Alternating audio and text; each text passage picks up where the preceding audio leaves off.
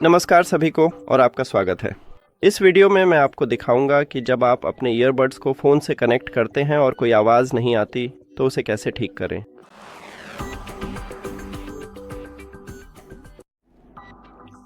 सबसे पहले चलिए एप्लीकेशन में चलते हैं और हमें ये जांचना है कि आपके पास सॉफ्टवेयर का नवीनतम संस्करण है या नहीं।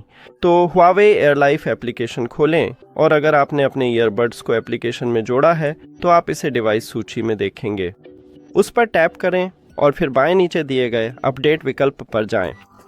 अब हम अपडेट्स की जांच करते हैं और इसमें लिखा है कि मेरे पास सॉफ्टवेयर का नवीनतम संस्करण है। अगर आपके पास नहीं है तो नया संस्करण इंस्टॉल करें।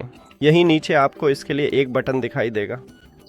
अब अगर इससे आपको मदद नहीं मिली या आपके पास मेरे जैसे नया संस्करण है तो अगला कदम है अपने ऑडियो प्लेयर को रीस्टार्ट करना। तो मान लीजिए आप एप्पल म्यूज़िक, स्पॉटिफाई या अपने ब्राउज़र में म्यूज़िक सुन रहे हैं। सबसे पहले इसे कैश से हटा दें और फिर दोबारा खोलें।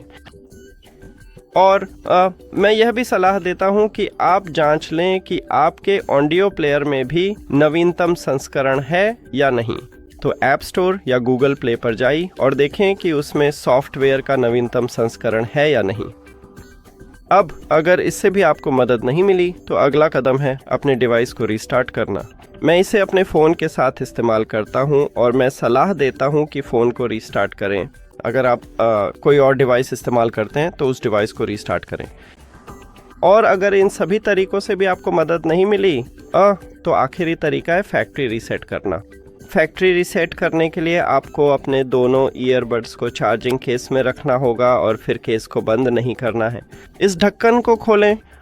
सबसे पहली चीज़ आपको टच एरिया ढूंढना है। टच एरिया ईयरबड्स के पीछे की तरफ स्थित है, ठीक यहाँ ऊपर की ओर हमारे पास है।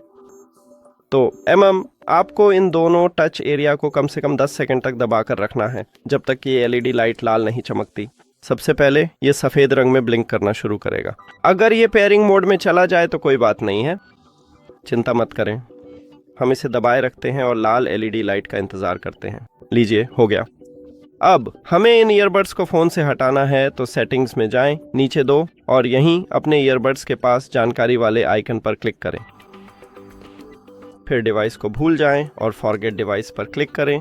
अब अगर आपके पास एंड्रॉयड है तो ऊपर पेयर न्यू डिवाइस पर क्लिक करें और फैक्ट्री रीसेट के बाद ये ईयरबड्स अपने आप पेयरिंग मोड में चले जाते हैं। तो हमें यह डिवाइस लिस्ट में दिख जाएगा और हमें मैन्युअली पेयरिंग मोड में जाने की ज़रूरत नहीं है। बस उस पर टैप करें और बस इतना ही। इस वीडियो को देखने के लिए धन्यवाद। अगर आपको यह मददगार लगा हो तो कृपया चैनल को सब्सक्राइब करें और वीडियो को लाइक करें। फिर मिलेंगे।